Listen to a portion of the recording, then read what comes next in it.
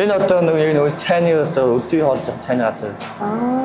Газрын хүмүүс болохоор дээш хоол боломж олох энэ ч ингээл өөрсдөө байсан шүү дээ. Өөрсдөө хоолоо ийн өөрсдөө тэгээд ажиллагаа зав заагаа зохицуулж байгаа. Ээлж ээлжээр хоолоо идэх гэсэн. За сууж би цай уудаг. Энэ ерөөсөө бэлэг мэлэг хөөхөн байсан. Ямар юм гэдэг чинь хүн шиг юм бэ? Аа ингэж. Энэ нэг яг дээр үеийн юунууд энэ тий. Наа жоохон махад яг ийм даах мах байж үзсэн шүү дээ. Хойш эндээс жоохон идчихэд. Үсэж байгаа тий. Энэ бишний энэ орш тав нэг. Аха. Тэр үеийнх нь яг нэг бодтой.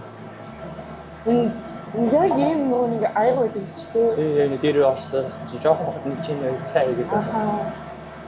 Шинэ яг нэг манай эмээг нь идэг гэсэн дагтай амар ажил.